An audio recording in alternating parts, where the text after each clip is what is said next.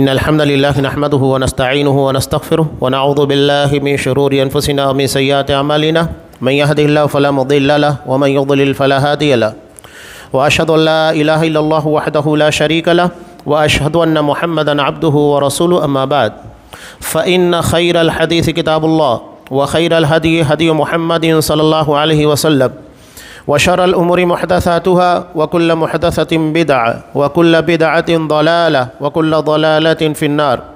أعوذ بالله السميع العليم من الشيطان الرجيم. بسم الله الرحمن الرحيم. يا أيها الذين آمنوا اتقوا الله حق تقاته ولا تموتن إلا وأنتم مسلمون. يا أيها الناس اتقوا ربكم الذي خلقكم من نفس واحدة وخلق منها زوجها وبث منهما رجالا كثيرا ونساء واتقوا الله الذي تساءلون به والأرحام إن الله كان عليكم رقيبا. يا أيها الذين آمنوا اتقوا الله وقولوا قولا سديدا يصلح لكم أعمالكم ويغفر لكم ذنوبكم ومن يطع الله ورسوله فقد فاز فوزا عظيما. وقال إن هذا القرآن يهدي للتي هي أقوم. وعن أبي أمامة الباهلي رضي الله تعالى عنه قال قال رسول الله صلى الله عليه وسلم اقرأوا القرآن فإنه يأتي شفيعا لأصحابه. رواہ مسلم. تمام قسموں کی تعریفات اللہ رب العالمین وحدہ لا شریک کے لیے لائق و زیبا ہے، جو ساری کائنات کا تنہا خالق و مالک ہے، اور بے شمار درود و سلام ہوں اللہ کے آخری نبی جناب کریم محمد رسول اللہ صلی اللہ علیہ وسلم کی ذات مقدسہ پر. محترم سامعین، عزیز ماں اور بہنوں، قرآن اس کا موضوع انسان ہے، یعنی قرآن مجید میں جو بھی باتیں ہیں یہ انسانی زندگی سے متعلق ہے، جو انسان کی ہدایت کے لیے ہے. اللہ نے اس کے تعلق سے ارشاد فرمایا ان ھذا القرآن یہدی للتی ہی اقوم. یہ قرآن سب سے سیدھے راستے کی رہنمائی کرتا ہے، سب سے سیدھا راستہ. اب انسان کو زندگی گزارنے کے لیے جتنے لوازمات ہیں، چاہے وہ اس کے عقیدے سے متعلق ہو، عبادات سے متعلق ہو، یا معاشیات اور معاملات کسی بھی چیز سے متعلق ہو، قرآن کا جو ضابطہ ہے سب سے معتدل راستہ ہے، اعتدال والا، ہدایت والا راستہ، جس میں کہیں کوئی کجی نہیں ہے، کسی بھی قسم کا اختلاف نہیں، کسی قسم کا بگاڑ نہیں. اللہ تبارک و تعالیٰ نے جب اس قرآن کو انسان کے لیے نازل کیا، ھدی للناس، یہ تمام لوگوں کے لیے ہدایت بنا کر نازل کیا گیا ہے، تو اگر انسان اس ہدایت کے مطابق نہ چلے تو مقدمہ اسی کے مطابق کھڑا ہوگا. مثال کے طور پر اگر ہندوستان کے اندر آپ لوگ رہتے ہیں، یہاں رہتے ہوئے کسی قسم کا تنازع یا کوئی معاملہ پیدا ہو تو یہاں کے انسٹیٹیوٹ، یہاں کا جو دستور ہے، دستور ہند، اس کے مطابق ہمارے اوپر کارروائیاں ہوگی. اگر ہم کسی جگہ پر مجرم بنتے ہیں کسی قانون کے توڑنے کی وجہ سے تو یقینی بات ہے کہ سزا کے مستحق ہوں گے. قیامت کے دن رب کائنات کی بارگاہ میں بھی ایک مقدمہ پیش ہوگا، اور وہ اسی اللہ کے قانون قرآن کے متعلق ہوگا، اور اس مقدمے کو پیش کرنے والے محمد رسول اللہ صلی اللہ علیہ وسلم ہوں گے. سوچئے کتاب کتنی عظیم ہے. قرآن جس کے بارے میں خود کہتا ہے لو انزلنا هذا القرآن على جبل لرأيته خاشعا متصدعا من خشية اللہ، کہ یہ قرآن اگر اسے پہاڑ کے پر اتار دیا جاتا، اللہ کے خوف کی بنیاد کے پر ریزہ ریزہ ہو جاتا. تو یہ ہمارا دل ہے، گوشت کا ٹکڑا ہے، اس کے پر یہ قرآن اپنا اثر کیوں نہیں چھوڑے گا؟ اور اگر یہ نہیں چھوڑ رہا ہے اپنا اثر، اس کا مطلب یہ ہے کہ ہمارا دل پتھر سے زیادہ سخت ہو چکا ہے. جیسا کہ سورہ بقرہ میں اللہ نے خود بیان کیا کہ یہ قساوت قلبی دلوں کے اندر جو پیدا ہوتی ہے یہ اتنی سخت ہو جاتی ہے کہ پتھر بھی تو ایسے ہوتے ہیں یہبط من خشیۃ اللہ، کہ اللہ کے خوف کی بنیاد کے پر گر جاتے ہیں. یتفجر منہ الانہار، اس میں نہریں جاری ہو جاتی ہیں، لیکن دل اتنے سخت ہو جاتے ہیں کہ قرآن اس کے پر اپنا اثر نہیں چھوڑ پاتا. کیوں نہیں چھوڑ پاتا؟ یہ دل کی سختی کی بنیاد کے پر ہے. دل جب سخت ہو جاتا ہے تو قرآن کی ہدایت سے محروم ہو جاتا ہے. رمضان المبارک کا مہینہ دراصل قرآن مجید کی یادگار ہے، اور اسی یاد کو ہر سال زندہ کیا جاتا ہے. لیلۃ القدر کی فضیلت قرآن مجید سے جڑی ہوئی ہے۔ ہمیں اگر یہ اعزاز دنیا کے اندر اللہ نے عطا کیا، بنی اسرائیل کو جو فضیلت عطا کی گئی تھی اس فضیلت کو چھین کر امت محمدیہ کو دی گئی کہ کنتم خیر امت اخرجت للناس، کہ تم دنیا میں سب سے بہترین لوگ ہو جسے لوگوں کے لیے پیدا کیا گیا ہے۔ کیوں؟ اس قرآن کی بنیاد پر، اسلام کی بنیاد کے پر۔ حضرت عمر فاروق رضی اللہ تعالیٰ عنہ نے کہا تھا نحن قوم اعزنا اللہ بالاسلام، ہم وہ قوم ہیں جسے اللہ نے اسلام قرآن مجید کی بنیاد کے پر عزت عطا کی ہے۔ اور آپ نے صاف کہا کہ ان اللہ یرفع بہذا الکتاب اقواما ویضع بآخرین، اللہ اسی کتاب قرآن مجید کے ذریعے لوگوں کو ترقی عطا کرتا ہے، دنیا میں عزت عطا کرتا ہے، بلندی عروج عطا کرتا ہے، اور اسی ترک کر دینے، اسے چھوڑ دینے کی بنیاد کے پر ذلیل اور رسوا کرتا ہے۔ آج اگر ہم دیکھتے ہیں مسلمان ذلیل ہیں، بے عزت ہیں، ہماری حیثیت نہیں، اس کا مطلب یہ ہے کہ ہم نے قرآن مجید سے اپنی وابستگی نہیں رکھی ہے۔ ورنہ اسی قرآن نے اصحاب کرام کون تھے وہ لوگ؟ ان کے جیسا معاشرہ آپ نے نہیں دیکھا ہوگا، جاہلیت کا ایسا معاشرہ کہ ایک صحابی خود بیان کرتے ہیں کہ اللہ کے رسول، میں نے اپنے ہاتھوں سے اپنی بچیوں کو زندہ درگور کیا تھا۔ ہم اتنے سنگدل نہیں ہیں، وہ تھے، لیکن قرآن نے ان کی زندگی کو کیسے تبدیل کیا کہ ان کے نزدیک بیٹیوں کو عزت دینا، اس کی پرورش کرنا جنت میں جانے کا ذریعہ بن گیا۔ یہ تو اچھے خاصے لوگ اپنے بچوں کو دفن کیا کرتے تھے، اسلام کی تعلیم کا نتیجہ کیا ہوا؟ نتیجہ یہ ہوا کہ بھیک مانگنے والی عورتیں بھی اپنے بچوں کو زندہ درگور نہیں کیا کرتی تھیں۔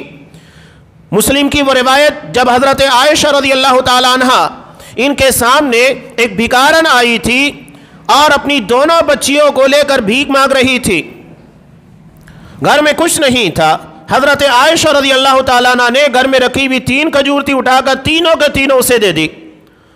اب اس ماں نے ایک ایک کھجور اپنی بچیوں کو دی، ایک کھجور خود کھانا چاہتی تھی، بچیاں شدید بھوکی تھیں، انہوں نے فوری طور کے پر اس ایک کھجور کو بھی کھا لیا اور ماں سے اس کھجور کا مطالبہ کر لیا جسے ماں کھانا چاہتی تھی۔ انہیں کیا پتا تھا کہ ماں بھوکی ہے، اسے بھی کھانے کی ضرورت ہے۔ بچیوں کو اس بات کا احساس نہیں تھا، معصوم تھی۔ ماں ہوتی ہے اور اپنے اسی ممتا کے جذبے کے تحت اس نے اس ایک کھجور کے 2 ٹکڑے کیے اور دونوں بچیوں کے درمیان تقسیم کر دیے۔ حضرت عائشہ رضی اللہ تعالیٰ عنہ کہتی ہے فَأَعْجَبَنِي شَأْنُهَا، اس کا یہ عمل دیکھ کر میں تعجب میں پڑ گئی کہ ایک ماں، اس کے دل میں کتنی ممتا ہوتی ہے کہ اپنی بھوک کے پر اس نے اپنی دونوں بچیوں کی بھوک کو ترجیح دی۔ جب آپ صلی اللہ علیہ وسلم آئے، میں نے اس واقعے کا تذکرہ آپ صلی اللہ علیہ وسلم سے کیا، تب آپ صلی اللہ علیہ وسلم نے کیا جملہ کہا؟ عدالت نبوی سے نکلنے والا فیصلہ ایک بھیک مانگنے والی عورت سے متعلق تھا۔ اسلام ہمارے چہروں کو، ہمارے معاملات کو، یا تو پھر ہمارے روپیے یا ظاہری صورت کو نہیں دیکھتا ہے، وہ نیت کو دیکھتا ہے اور معاملات کے پر نظر رکھتا ہے۔ آپ صلی اللہ علیہ وسلم نے کہا ان اللہ قد اوجب لها بها الجنہ او اعتقها بها من النار، یقیناً اللہ نے اس کو جنت اس کے لیے واجب کر دی ہے یا اسے جہنم سے نجات دے دی ہے۔ یہ ایک بھکارن کے متعلق نبی کا جملہ ہے، اللہ اسے جنت دے گا، جہنم سے نجات دے گا۔ کس جذبے کی بنیاد کے پر؟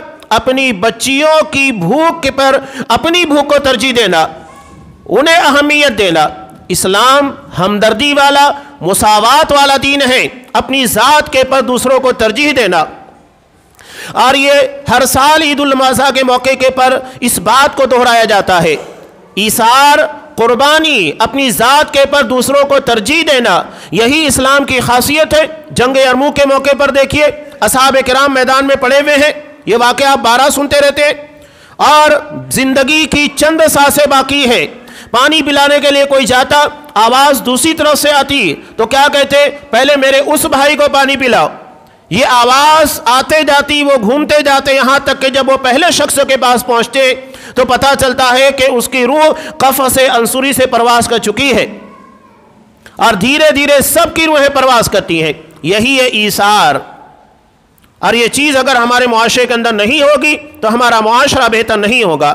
ہمارے ہاں رسہ کشی، یعنی دوسروں کی چیزوں کو ہڑپ کرنے یا دوسروں کے معاملات دوسروں کی چیزوں کے پر ناجائز قبضہ کرنا، یہ مزاج یعنی دوسروں کے حق کے پر ڈاکہ ڈالنے کی کوشش کرنا، یہ مزاج اسلام نے نہیں دیا ہے، بلکہ اپنی ذات کے پر دوسروں کو ترجیح دینے والا عمل سکھایا ہے۔ یہ ساری چیزیں کہاں سے پیدا ہوئی؟ یہ قرآن کی برکت تھی، یہ اللہ تبارک و تعالیٰ پر ایمان کی برکت تھی۔ تو قیامت کے دن یہ مقدمہ پیش ہونے والا ہے۔ سورہ فرقان میں اللہ تبارک و تعالیٰ نے بیان کیا یہ سلیبس جو ہماری زندگی کا رول اور ضابطہ، ہماری زندگی کی اول سانس سے لے کر آخری سانس تک چلنے والی چیز ہے۔ اگر ہم نے کسی جگہ کوتاہی کی تو یاد رکھیے گا یہ قرآن ہمارے خلاف مقدمے کے طور پر پیش ہوگا، اور مقدمہ نبی کریم صلی اللہ علیہ وسلم کریں گے، جن کی بات اللہ کی جناب میں رد نہیں کی جائے گی۔ سورہ فرقان میں اللہ نے کیا بیان کیا؟ نبی کریم صلی اللہ علیہ وسلم اللہ تبارک و تعالیٰ کے جناب میں کیا کہیں گے؟ ان قوم اتخذوا هذا القرآن مہجورا، کہ میری قوم نے قرآن کو چھوڑ دیا تھا۔ قرآن چھوڑنے کا مطلب یہ نہیں ہے کہ آپ اس کو پڑھنا چھوڑ دیں، سب طریقے سے، چاہے آپ اس کی تلاوت چھوڑ دیں، چاہے اس کے پر عمل چھوڑ دیں، یا قرآن کا جو حق ہونا چاہیے قرآن کا دفاع کرنا چھوڑ دیں، قرآن کی تبلیغ چھوڑ دیں، یہ سب اس کے چھوڑنے کے اندر شامل ہے۔ اب ذرا جائزہ لیجئے کہ ہم روزانہ کتنا وقت قرآن مجید کی تلاوت میں لگاتے ہیں، غور کیجئے۔ آج ہمارے لیے سوشل میڈیا کے لیے بہت وقت ہے، واٹس ایپ کے پر بہت لمبا وقت ضائع ہوتا ہے، ہمارے لیے فیس بک کے پر، انسٹاگرام کے پر، بہت ساری چیزیں یوٹیوب کے پر بہت وقت لگاتے ہیں، لیکن یہ بتائیے کیا ہم قرآن مجید کے پر کتنا وقت دیتے ہیں؟ اللہ یہ سوال کرے گا،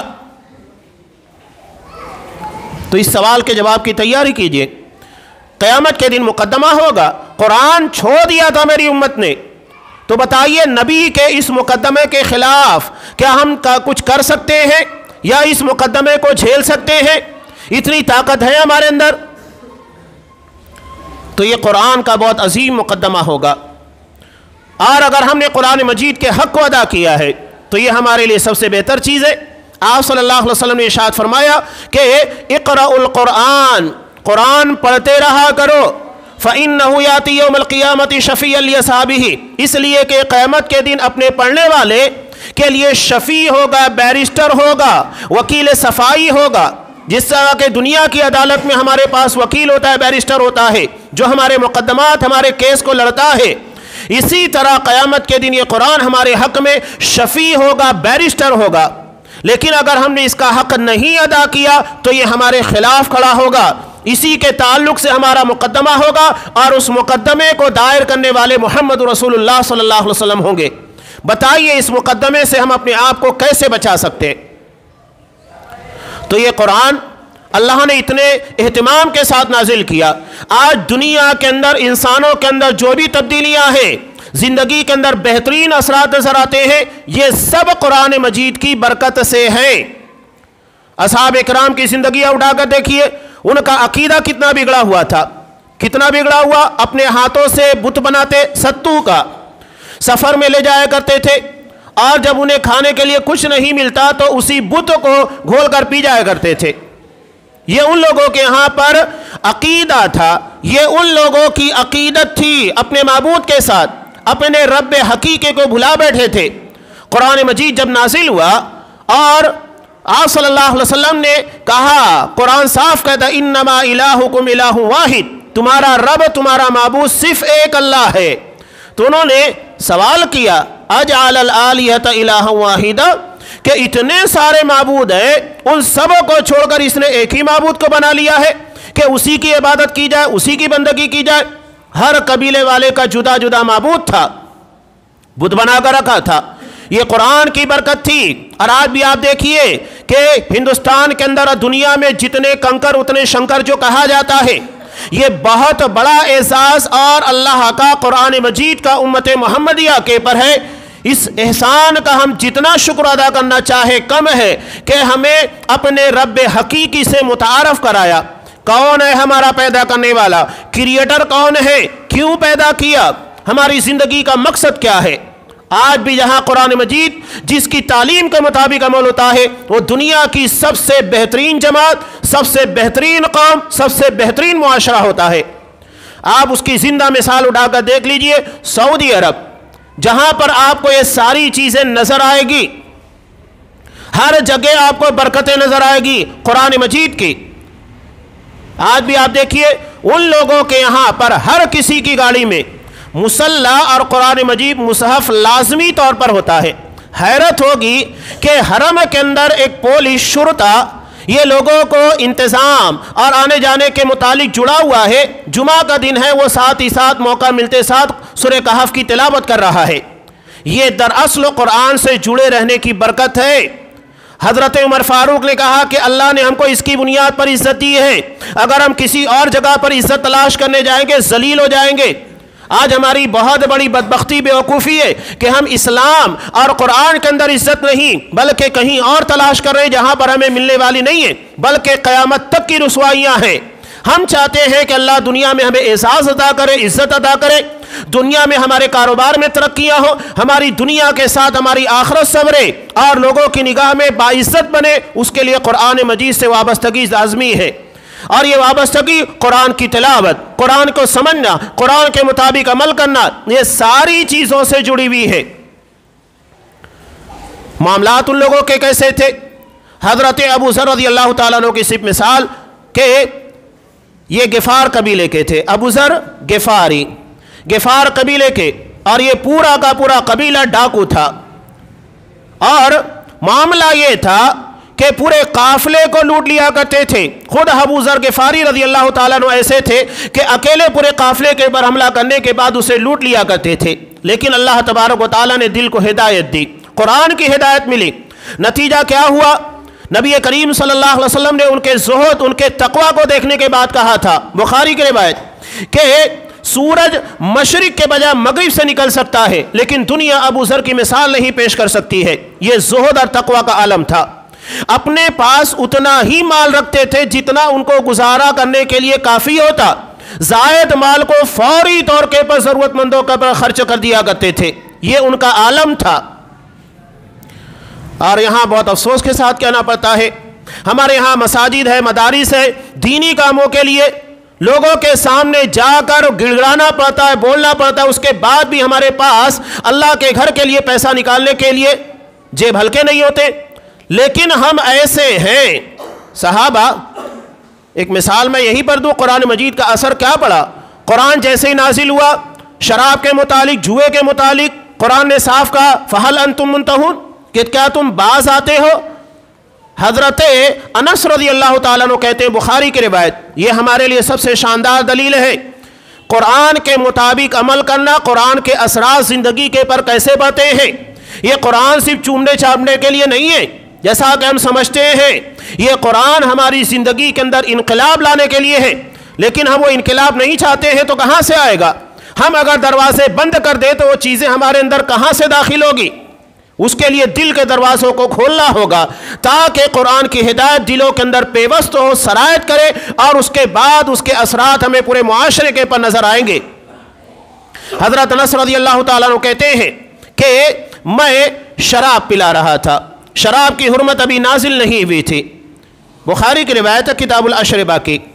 کسے پلا رہا تھا؟ حضرت ابو عبیدہ بن جراح رضی اللہ تعالیٰ عنہ، یہ عشرہ مبشرہ میں سے ہیں۔ آپ صلی اللہ علیہ وسلم نے جن کو خطاب عطا کیا، امین هذه الامہ، یہ میری امت کے سب سے امانت دار صحابی ہے۔ اور کون تھے؟ حضرت ابی بن کعب رضی اللہ تعالیٰ عنہ، جو قرآن کے اندر بڑا اعزاز رکھتے تھے، جن کے نام کے ساتھ نبی کریم صلی اللہ علیہ وسلم کو اللہ نے حکم دیا کہ ان کے پر سورہ بینہ کی تلاوت کی جائے۔ آپ صلی اللہ علیہ وسلم نے کہا حضرت ابی بن کعب رضی اللہ تعالیٰ عنہ کہا، ان اللہ امرنی ان اتلو علیک لم یکن الذین کفروا من اہل الکتاب، کہ ابی، اللہ نے مجھے اس بات کا حکم دیا ہے کہ تمہارے اوپر سورہ بینہ کی تلاوت کرو۔ انہوں نے کہا اللہ سمانی، اللہ نے میرا نام لیا ہے؟ آپ نے کہا کہ ہاں، اللہ نے تمہارا نام لیا ہے۔ فبکا، حضرت ابی بن کعب رضی اللہ تعالیٰ عنہ رونے لگ گئے۔ کتنا بڑا احساس کہ نبی کریم صلی اللہ علیہ وسلم کو اللہ تبارک و تعالیٰ نے حکم دیا کہ ابی بن کعب کے پر قرآن مجید کی تلاوت کی جائے، یہ بہت بڑا احساس تھا۔ یہ ہیں حضرت ابی بن کعب، حضرت ابو عبیدہ بن جراح رضی اللہ تعالیٰ عنہ، یہ سب کے سب شراب پی رہے تھے۔ اتنے میں ایک آنے والا آ کر یہ خبر دیتا ہے کہ ان اللہ قد حرم علیکم الخمر، اللہ نے تمہارے پر شراب کو حرام کرا دیا ہے۔ اسی حالت میں، نشے کے حالت میں تھے، فوراً حضرت انس رضی اللہ تعالیٰ نے کو حکم دیا کہ شراب کے مٹکوں کو توڑ کر بہا دیا جائے، اور اپنے لبوں سے لگی ہوئی شراب کو ان لوگوں نے چھوڑ دیا، اور انہیں شراب کے لیے بیئر شاپ کے پر نہیں جانا رہتا تھا، اپنے گھروں کے اندر مٹکے بھر بھر کر شراب بنایا کرتے تھے۔ قرآن کا حکم نازل ہوا، سب چھوٹ گیا۔ اب بتائیے، قرآن کے اس حکم کے پر اصحاب کرام کی جماعت نے عمل کیا، کیا اس کا اثر ان کے معاشرے کے پر نہیں پڑا؟ لیکن ہمارے معاشرے کے پر قرآن کا اثر نہیں پڑتا ہے۔ قرآن کہتا ہے کہ نشہ آور چیزیں، نبی یہ کہتا ہے کل مسکرین حرام، ہر نشہ آور چیز حرام ہے جو انسانی صحت کے لیے مضر ہو، جس کے اندر فائدہ نہیں صرف نقصان ہو۔ کیا ہم بیڑی سگریٹ چھوڑنے کے لیے، پوڑی چھوڑنے کے لیے، یا اس طرح کی نشہ آور چیزوں کو چھوڑنے کے لیے تیار ہے؟ نہیں ہے۔ کیوں نہیں ہے؟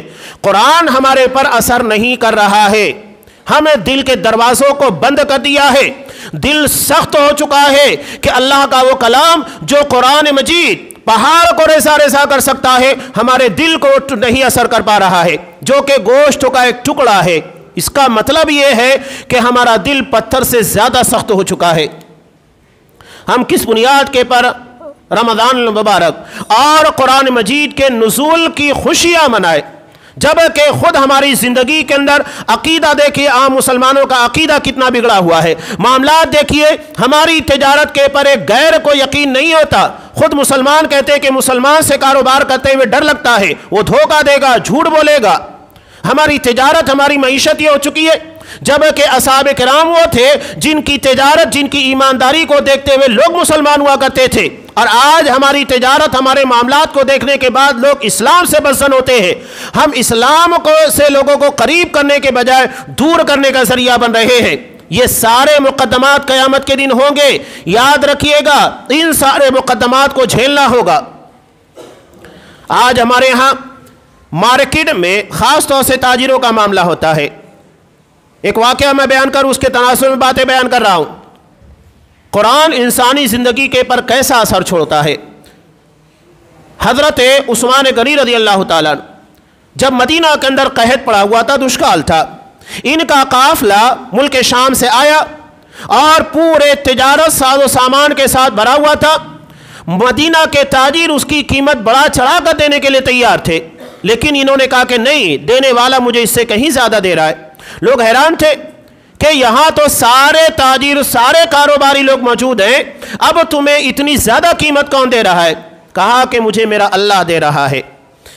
اور اس کے بعد کہا گواہ رہو، میں نے اپنے اس پورے قافلے کو، اس کے ساز و سامان اونٹوں کے ساتھ مدینہ کے ضرورت مندوں کے پر، غربا کے پر تقسیم کر دیا ہے، صدقہ کر دیا ہے، 1 روپیہ اس کا نہیں لیا۔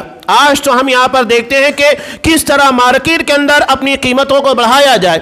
بہت سارے ایسے لوگ ہوتے ہیں باقاعدہ مال کی ذخیرہ اندوزی کرنے کے بعد اس کی مصنوعی طور کے پر قیمتیں بڑھاتے ہیں تاکہ زیادہ سے زیادہ ہم کما سکیں۔ یہ وہی بات ہے جو قرآن بیان کرتا ہے کہ بل تؤثرون الحیات الدنیا، تم دنیاوی زندگی کو ترجیح دیتے ہو۔ یہ ہے صحابہ کا کردار، ضرورت پڑنے کے پر اپنی ذات نہیں دوسروں کو اہمیت دینا۔ یہ مزاج جب اس معاشرے کے اندر پیدا ہوتا ہے، اخوت پیدا ہوتی ہے، محبت پیدا ہوتی ہے، اور ایک دوسرے سے تعلقات مضبوط ہوتے ہیں۔ لیکن اس کے برخلاف اگر ہم چلیں گے تو ہمارے درمیان صرف رسا کشی ہوگی، ایک دوسرے کا مال ہڑپ کرنا، ایک دوسرے کے مال کے پر ناجائز قبضہ کرنے کی کوشش کرنا، زیادہ سے زیادہ اپنے حصے کے اندر لانے کی کوشش کرنا، یہ جذبات پیدا ہوتے ہیں۔ قرآن صرف سننے کے پر، غیروں کے پر اپنا اثر چھوڑ دیتا ہے۔ باقاعدہ امریکہ کے اندر اس بارے میں ریسرچ کیا گیا کہ 2 روم بنائے گئے۔ ایک روم کے اندر پیشنٹ کو رکھا گیا، پیشنٹ کو رکھنے کے بعد اس میں قرآن مجید کی تلاوت اچھے انداز سے ان لوگوں کو سنائی گئی، اور دوسرے روم میں عام حالت میں پیشنٹ کو رکھا گیا، یعنی اسے قرآن مجید نہیں سنایا جا رہا تھا۔ نتیجہ یہ ہوا جس روم کے اندر قرآن مجید کی تلاوت پیشنٹ کو مریض کو سنائی جا رہی تھی اس کی ریکوری اور مرض سے صحت یابی بہت جلد ہو گئی، اس کے بالمقابل جہاں پر نہیں سنایا گیا تھا۔ یہ وہی ہے قرآن اپنے بارے میں کہتا ہے شفاء للناس، یہ لوگوں کے لیے شفا بن کر نازل ہوا ہے۔ شفاء لما فی الصدور، یہ دلوں کے اندر جو بدعقیدگیاں، بدگمانیاں یا ایسی چیزیں جو اللہ تبارک و تعالیٰ کے دین کے خلاف ہوتی ہیں، ان تمام چیزوں کے لیے شفا ہے قرآن مجید۔ یہ قرآن کا اثر غیروں کے پر ہو رہا ہے، بلکہ ڈاکٹر گرینیا جو کہ فرانس کے ممبر آف پارلیمنٹ تھے، جب یہ ایک نیوی کے سفر میں نکلے، سمندری سفر تھا، ایک غیر مسلم جب قرآن مجید کے پر محنت کرتا ہے، تدبر کرتا ہے، سمجھنے کی کوشش کرتا ہے، اللہ اسے ہدایت دیتا ہے، تو ہم جیسے انسانوں کو یہ ہدایت کیوں نہیں دے گا؟ یہ کہتے ہیں کہ میں سمندری سفر میں تھا، مطالعے کے لیے بہت ساری چیزیں وہاں پر تھی، تو میں نے قرآن مجید کا مطالعہ شروع کر دیا۔ میرے سامنے سورہ نور تھی، سورہ نور میں قیامت کے دن ایک کافر کی مثال قرآن مجید نے بیان کی، یغشاہ موج من فوقہ موج من فوقہ سحاب ظلمات بعضها فوق بعض، کہ وہ ڈوب رہا ہوگا سمندر میں، اور نتیجہ یہ ہوگا، حالت یہ ہوگی کہ موجوں کے پر موجیں ہیں اور اس کے پر بدلی ہے، یعنی بالکل کالا ماحول ہے اور بالکل اندھیریاں چھائی ہوئی ہیں، یہاں تک کہ اپنا ہاتھ نکالتا ہے تو اپنے ہاتھ کو نہیں دیکھ سکتا، اس قدر اندھیرا چھایا ہوا ہے۔ یہ مثال جب انہوں نے پڑھی تو حیران ہو گئے، اور انہوں نے کہا کہ شاید محمد صلی اللہ علیہ وسلم نے سمندر کا بہت سفر کیا ہے، اس لیے کہ سمندر کی اس مثال کو وہی شخص بیان کر سکتا ہے جو سمندر کا سفر کیا ہو۔ چنانچہ جب وہ واپس آئے تو انہوں نے محمد رسول اللہ صلی اللہ علیہ وسلم کی زندگی کے متعلق سیرت پڑھنا شروع کی، اور حیران رہ گئے کہ آپ صلی اللہ علیہ وسلم نے اپنی پوری زندگی کے اندر کبھی سمندر کا سفر نہیں کیا۔ وہ تعجب میں پڑ گئے کہ ایک شخص جس نے سمندر کا کبھی سفر نہیں کیا، وہ اتنی اعلیٰ ترین مثال سمندر کے بارے میں کیسے بیان کر سکتا ہے؟ یقیناً یہ کلام محمد رسول اللہ صلی اللہ علیہ وسلم کا نہیں بلکہ اللہ تبارک و تعالیٰ کا ہے، اس لیے کہ اغیار تو یہی مانتے ہیں یہ کتاب محمد صلی اللہ علیہ وسلم کی لکھی ہوئی ہے، حالانکہ اللہ تبارک و تعالیٰ نے نازل کی، آپ صلی اللہ علیہ وسلم نے نہیں لکھی ہے۔ یہ اثر، اس کے پر غور و فکر کرنا، اس کا نتیجہ کیا ہوتا ہے؟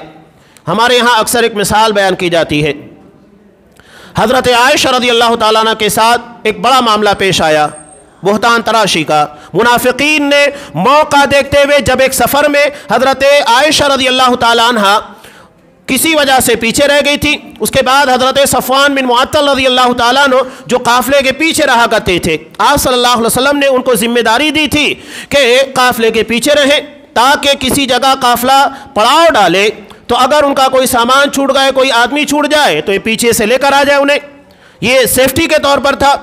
انہوں نے دیکھا کہ حضرت عائشہ رضی اللہ تعالیٰ عنہ وہاں بیٹھی ہوئی ہے، انہوں نے صرف اتنا کہا انا للہ و انا الیہ راجعون۔ دراصل یہ ہلکی پھلکی تھی اور پالکی اٹھانے والوں نے سمجھا کہ حضرت عائشہ اس کے اندر ہے، جبکہ وہ تھی نہیں، کہیں اور گئی ہوئی تھی۔ وہاں پر آ کر بیٹھ گئی تو حضرت صفوان بن معطل رضی اللہ تعالیٰ عنہ نے انہیں اپنے اونٹ کے پر بٹھایا اور لے جا کر قافلے سے ملا دیا۔ اب منافقین کو موقع مل گیا، نعوذ باللہ حضرت عائشہ رضی اللہ تعالیٰ عنہ کے پر تہمت لگا دی، اور آج بھی یہ سب چیزیں چلتی ہیں۔ اسلام نے اس بارے میں بہت سختی رکھی ہے، کسی کی عزت نفس سے کھیلا نہیں جا سکتا ہے، یہ نہیں کہ بے بنیاد کسی کے پر الزام لگایا جائے، لگا دیا گیا۔ قرآن نے اصحاب کرام کو کہا لولا اذ سمعتموہ ظن المؤمنون، کہ ایسا کیوں نہیں ہوا کہ مومنوں نے جب اس بات کو سنا تو انہوں نے خیر کا گمان لگایا کہ کوئی بہتر کام ہوگا، کوئی اچھائی ہوگی، بدگمانی کیوں پیدا کی گئی؟ بہرحال اس کے بعد اللہ تبارک و تعالیٰ نے قرآن مجید کے اندر حضرت عائشہ رضی اللہ تعالیٰ عنہ کی پاک دامنی کے متعلق آیات نازل کی، اور جتنے لوگ اس کے اندر ملوث تھے ان لوگوں کے پر 80 کوڑے کی سزا نافذ کی گئی۔ یہ ہو گیا معاملہ۔ اب بات یہ ہوئی کہ حضرت مصطح بن اساسہ رضی اللہ تعالیٰ عنہ جو حضرت ابو بکر صدیق رضی اللہ تعالیٰ عنہ کے خالہ زاد بھائی تھے، یہ بھی اس جرم میں شریک تھے۔ حضرت حمنہ بنت جہش اور حضرت مصطح بن اساسہ اور حسان بن ثابت رضی اللہ تعالیٰ عنہ، یہ 3 لوگ تھے جو مسلمان تھے، منافقوں کے ساتھ رہنے کی وجہ سے بہتان تراشی میں شریک ہو گئے تھے۔ اس کا مطلب یہ ہے کہ ایسے لوگوں کے ساتھ نہیں رہنا چاہیے جو منافقت اختیار کی ہوئے اس کے اثرات ہمارے پر پڑتے ہیں۔ اچھے لوگوں کے ساتھ رہو، بہتر بنو گے، ورنہ وہ اثرات ہمارے پر پڑ جائیں گے جو منافقین کے جھوٹوں کے ہوتے ہیں۔ منافقین کی پوری بنیاد آپ اٹھا کر دیکھیے جھوٹ کے پر، الزامات کے پر، بہتان تراشی کے پر اور مسلمانوں کے حوصلے پست کرنے کے پر تھی۔ 2 ہی کردار قرآن مجید بیان کرتا ہے واضح طور کے پر، تفصیل کے ساتھ۔ کفر کی بات چھوڑ دیجئے، جو مسلمانوں کے درمیان ایک منافقانہ ہے، دوسرا مومنانہ ہے۔ مومنانہ کردار بالکل واضح ہے، اس میں ہمدردی ہوتی ہے اور اس میں ایک دوسرے کے لیے بہی خواہی ہوتی ہے، ناصحانہ جذبات ہوتے ہیں، اور اس کے بالمقابل منافقانہ جذبات جو ہمیشہ مسلمانوں کے اچھے کام میں رکاوٹیں ڈالنا، ان کے حوصلوں کو پست کرنے کی کوشش کرنا، یہ منافقین کا کردار ہے جو آپ کو بہت تفصیل کے ساتھ ملے گا۔ سورہ توبہ آپ پڑھیے، پوری تفصیل منافقین کی ملے گی کہ ان لوگوں نے کیسے کیسے مسلمانوں کو تکلیف پہنچانے کی کوشش کی، دعوت کی راہ میں کیسی کیسی رکاوٹیں ان لوگوں نے ڈالی، ہر جہاد میں مسلمانوں کے حوصلوں کو پست کرنے کی کوشش کرتے تھے۔ یہاں تک کہ فنڈنگ کے لیے جب مدینہ کے انصار مسلمانوں کی مدد کیا کرتے تھے، یہ وہاں جا کر کوشش کرتے کہ یہ مسلمانوں کے پر خرچ نہ کرے۔ باقاعدہ قرآن مجید نے ان لوگوں کے اسٹیٹمنٹ کو بیان کیا، یہ ان لوگوں کی حالت تھی۔ بہرحال یہ ان لوگوں کے ساتھ رہنے کی وجہ سے اس جرم میں شریک ہو گئے، ان لوگوں کو بھی 80 کوڑے مارے گئے۔ اب معاملہ کیا تھا کہ حضرت مصطح بن اساسہ رضی اللہ تعالیٰ عنہ غریب آدمی تھے، حضرت ابو بکر صدیق رضی اللہ تعالیٰ عنہ جو مسلمانوں کے پر یوں بھی خرچ کیا کرتے تھے، اور یہاں تو رشتہ داری کا معاملہ تھا کہ خالہ زاد بھائی ہے، ان کے اخراجات کی پوری ذمہ داری حضرت ابو بکر صدیق رضی اللہ تعالیٰ عنہ کے پر تھی۔ جب حضرت عائشہ رضی اللہ تعالیٰ عنہ کی پاک دامنی کے متعلق آیت نازل ہوئی اور اس جرم کے اندر حضرت مصطح کو سزا دی گئی، تو یقینی بات ہے کہ حضرت عائشہ رضی اللہ تعالیٰ عنہ صرف ابو بکر صدیق کی بیٹی نہیں، تمام مومنوں کی ماں اور محمد رسول اللہ صلی اللہ علیہ وسلم کی بیوی تھی۔ وہ کیسے برداشت کرتے؟ انسانی جذبے کے تحت انہوں نے کہہ دیا آج کے بعد میں مصطح کے پر 1 روپیہ خرچ نہیں کروں گا۔ قرآن مجید کو صدیق کی ادا پسند نہیں آئی، اللہ نے منع کیا۔ کیا تم یہ نہیں چاہتے کہ اللہ تمہیں معاف کرے اور تمہاری خطاؤں کو بخش دے، تمہارے گناہوں کو بخش دے؟ حضرت ابو بکر صدیق نے جیسے ہی آیت سنی، جب قرآن نے یہ کہا کہ فَلْيَعْفُوا وَلْيَصْفَحُوا، چاہیے کہ معاف کرے، درگزر کرے، فوری طور کے پر انہوں نے اپنی قسم کا کفارہ ادا کیا۔ قسم کھا لی تھی، قسم توڑ دی، اس کا کفارہ ادا کیا اور پہلے کے مقابلے میں زیادہ خرچ دینے لگے۔ یہ تھا قرآن کا اثر اصحاب کرام کی زندگی کے پر۔ عزت نفس کے معاملے کے پر بھی قرآن نے ان لوگوں سے مطالبہ کیا، فوری طور کے پر معاملہ رفع دفع کرنے کے لیے تیار ہو گئے۔ یہ قرآن انسانی زندگی کے پر ایسے اثرات چھوڑتا ہے۔ اصحاب کرام کے اندر جتنی بھی اچھائیاں ہیں وہ سب کے سب قرآن مجید کی برکت سے تھیں، لیکن شرط ہے کہ قرآن کے مطابق عمل کیا جائے۔ اگر یہ عمل نہیں ہوگا تو یاد رکھیے قرآن ہمارے لیے کوئی فائدہ نہیں، بلکہ یہ ہمارے خلاف حجت ہوگا۔ قرآن یا تو ہمارے حق میں حجت ہوگا، یعنی اگر ہم اس کو پڑھتے ہیں، اس کے حقوق کو ادا کرتے ہیں، تو یہ قیامت کے دن ہمارے لیے کیس لڑے گا، یہ بیرسٹر ہوگا، وکیل صفائی ہوگا۔ لیکن اگر ہم اس کا حق نہیں ادا کرتے ہیں تو یاد رکھیے گا یہ قرآن ہمارے خلاف مقدمے کے طور کے پر پیش ہوگا۔ یہ ہم ڈیسائیڈ کریں کہ ہم قرآن مجید کے کس اسٹینڈ کو لینا چاہتے ہیں، وہ ہمارا وکیل صفائی ہو یا تو پھر ہمارے خلاف مقدمہ کرنے والا، اور وہ محمد رسول اللہ صلی اللہ علیہ وسلم کی ذات گرامی ہوگی جو قرآن کا مقدمہ اللہ کی جناب میں پیش کریں گے۔ میں اپنی بات کو اسی کے پر مکمل کرتا ہوں کہ قرآن جو پہاڑ کو ریزہ ریزہ کر سکتا ہے وہ ہمارے دل کے پر اپنا اثر کیوں نہیں چھوڑ سکتا؟ جس نے پوری زندگی کو، پورے صحابہ کو جاہلیت سے نکال کر پوری دنیا کے لیے رہنمائی کا مینار بنا دیا، وہ قرآن ہماری زندگی کے اندر انقلاب کیوں نہیں برپا کر سکتا ہے؟ کیا آج ہم محتاج نہیں ہیں؟ کیا ہمیں رحمت کی ضرورت نہیں؟ کیا ہمیں برکتوں کی ضرورت نہیں؟ کیا ہماری زندگی کے اندر جو پریشانی ہے اس کو ہم دور نہیں کرنا چاہتے؟ قرآن ان تمام مسائل کا حل ہے، لیکن شرط یہ ہے کہ ہم اس کے پر عمل کریں۔ ساری چیزیں ہیں، اگر ایک آدمی پیشنٹ ہے، بیمار ہے، بہت ساری بیماریاں ہیں، دوا سامنے موجود ہے، جب تک وہ کھائے گا نہیں وہ دوا اس کے پر اثر نہیں کرے گی۔ یہی معاملہ قرآن کا ہے، یہ ہماری زندگی کے تمام مشکلات، تمام مسائل کا حل لیے ہوئے ہے، لیکن اگر ہم اس کے پر عمل نہیں کریں گے تو یہ اپنا اثر نہیں دکھائے گا، ہم صرف پریشان حالی کو بیان کرتے رہ جائیں گے۔ چاہتے ہیں کہ اللہ کی رحمتوں اور برکتوں سے ہم مالا مال ہو، اس کے لیے قرآن مجید ہمارے گھروں کے اندر ہر جگہ موجود ہے، ہم اس سے استفادہ کریں، اسے وقت دیں، اس کے ساتھ وقت بتائیں۔ اس کے بعد دیکھیے دنیا کی سب سے بہترین کتاب، سب سے بہترین دوست جو ہماری زندگی کے تمام پرابلمسوں کو سالو کرنے والا ہے، اس کے پر صرف آپ پڑھیں، عمل کریں، توجہ دیں۔ ایک پودا بھی اگر اس کو توجہ نہیں دی جائے مرجھا جاتا ہے، سوکھ جاتا ہے اور اس کے بعد وہ ختم ہو جاتا ہے۔ قرآن بھی ایسا ہی ہے، اگر ہم اس کے ساتھ اپنے آپ کو نہیں جوڑیں گے ہمارا دل مردہ ہو جائے گا، وہ ہمارے دلوں کے اور اپنے اثرات، ہمارے معاملات کے پر، ہماری عقیدے، ہر چیز کے پر اپنا اثر چھوڑتا ہے۔ شرط یہ ہے کہ اسے اپنے اوپر اثر انداز ہونے کا ہم موقع دیں، دل کے دروازوں کو اس کے لیے کھولے۔ اللہ تبارک و تعالیٰ سے دعا ہے کہ پروردگار جس کتاب کو تو نے اتنے اہتمام کے ساتھ انسانیت کی ہدایت کے لیے نازل کیا ہے، پروردگار اس قرآن کو ہمارے دل کی بہار بنا دے، ہماری زندگی کے ہر عمل کو تیری نازل کردہ شریعت تیرے قرآن کے مطابق بنا دے۔ پروردگار ہماری زندگی کے جتنے مسائل، جتنی پریشانیاں ہیں، اس قرآن کی برکت، اس کے پر عمل اور اس کے مطابق زندگی گزارنے کی وجہ سے زندگی کی تمام الجھنوں سے ہمیں نجات دے، ہمارے کاروبار میں، ہمارے معاملات کے اندر برکت عطا فرما، اور اس قرآن کی برکت سے وہ تمام چیزیں جو ہماری زندگی کے اندر لازم ہے، جس کی اصلاح ضروری ہے، عقیدے سے لے کر معاملات، تجارت، ان تمام چیزوں کی اصلاح فرما۔ جب تک ہمیں دنیا میں رکھ اسلام کے پر اور ہمارا خاتمہ ایمان کے پر فرما، آمین۔ بارک اللہ لنا ولکم فی القرآن العظیم ونفعنی وإیاکم بالآیات والذکر الحکیم، انہ تعالی جواد کریم ملک رؤوف رحیم۔